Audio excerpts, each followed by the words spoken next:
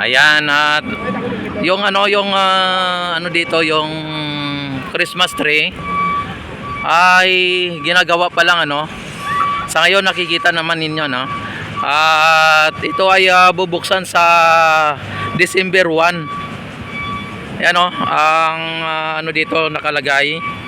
Ayan, December 1, 2025 alas 6 na.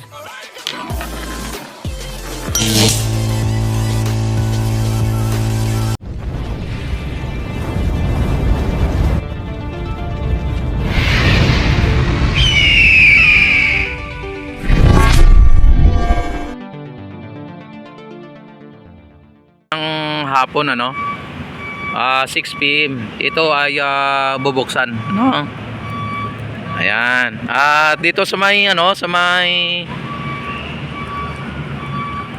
sa may likod niya yan yan, may na dito, may mga nagtitinda na dito. Yan, kung inyo nakikita ay talagang may na dito yan pwede ka dito magkuha ng pisto para magtinda. Tapos doon sa banda sa dulo niya may nagtitinda na. Yan, napakaganda dito mga bayan. Talagang mano ka dito.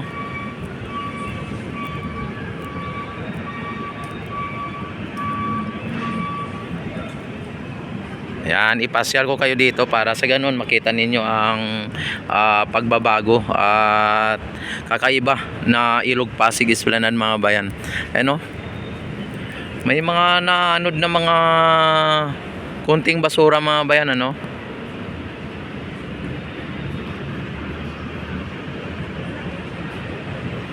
Ayan may nagtitinda na dito.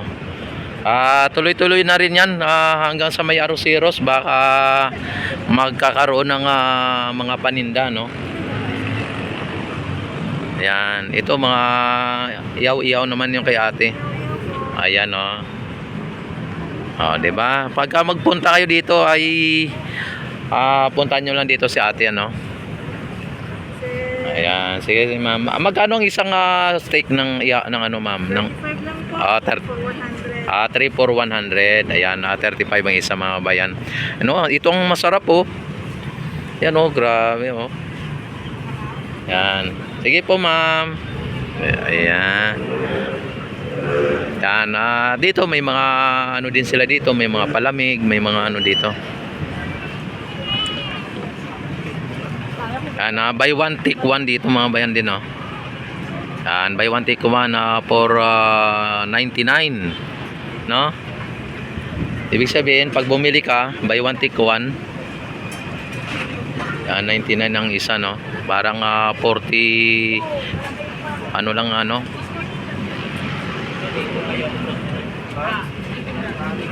49.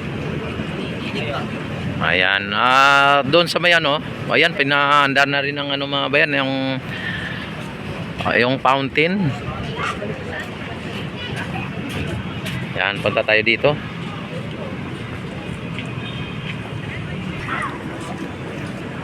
Ayan, at lapit tayo dito sa may fountain mga bayan.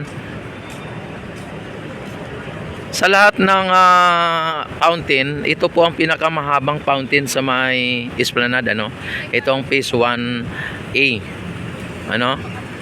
Ito ang may pinakamahabang fountain. Yan, kung inyo nakikita mga bayan ay talagang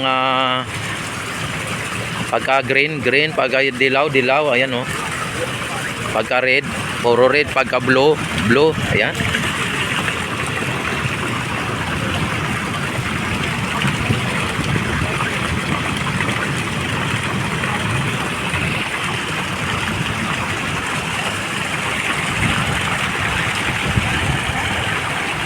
Yan parang sumasayaw sa ilaw o sumasayaw sa pandango.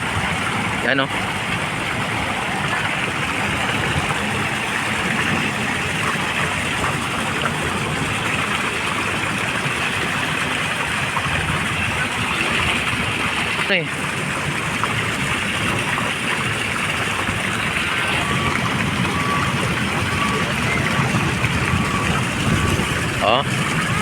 Di ba mga bayan? Talagang ayan oh, mga hello ma'am, shout out. Ayan Di ba mga bayan? Pagka umaga, pag pumunta ka dito, ay wala ka pong makausap, ikaw lang mag-isa, no? Ayan. At pagka ganitong oras, ay talagang makita nyo, pinaandar ang mga katulad nitong mga fountain. Tapos marami kang makausap dito. Talagang hindi ka mabuboring dahil sa maraming mga namamasyal, no? Pero pagka once na ipagpatuloy nila yung esplanade doon sa may Arroceros, pagka nag-umpisa na ang construct, ay asahan mo idol na kahit maaga ay talagang magla-live ako or maaga ako magla-live. At hindi mo na ako makikita ng mag-live ng hapon na naman, no? Siri ka nga kasi inalalay mo. Yan, shout out man sa inyo. Hello. Yan naano sila. Yan. Ito ang mahaba na fountain kaysa sa doon sa may Phase 1A, Phase 1C o sa tatlong may mga fountain. Ito ang pinakamahabang fountain dito.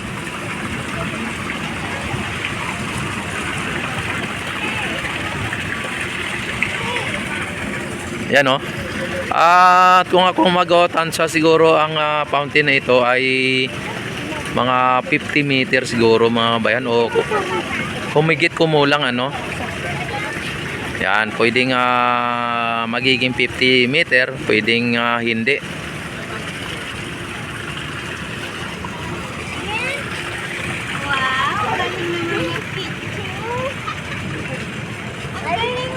Yan.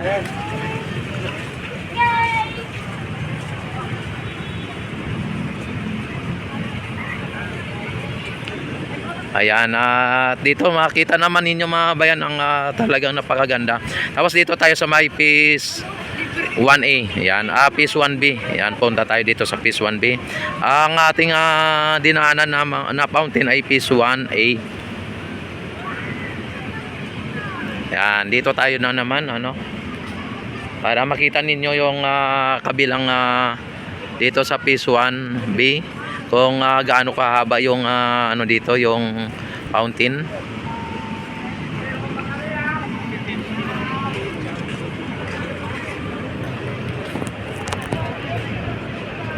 Alam ba ninyo mga kabayan na noon ay talagang laging makikita natin dito na sa may ilalim ng mga na yan, may mga basura Sa ngayon wala na mga basura, kaya masabi po natin na ang Ilog Pasig mga bayan ay talagang nabigyan buhay muli na talaga.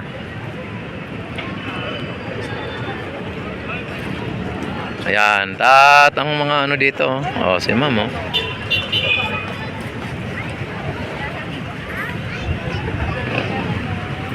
yan, ito naman ang isa sa mga fountain yan, at ito ay mga siguro mga nasa 25 meter lang ito yung fountain na ito. Yan, mga nasa 25 to 30 meter. Yan, hindi natin na yung exact niya. Pero ang estimated ko dito is mga nasa 25 meter ito.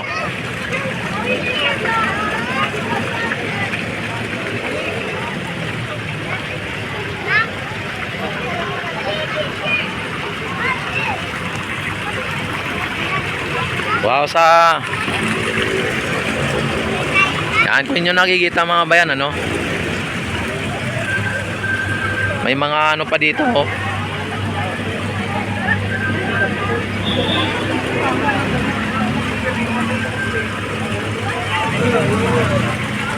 maraming mga dito.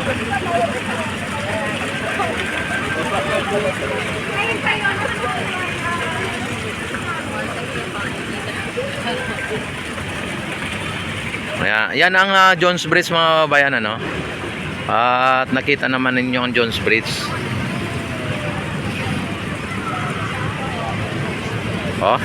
Nagagandahang mga mga gusali o mga building dito, nagtatayogan o nagtataas ang mga building.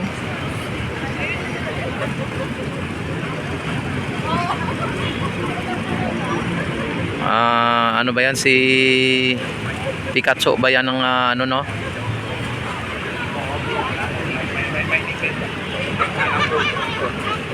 Yan, don't forget like and subscribe ano sa aking YouTube channel.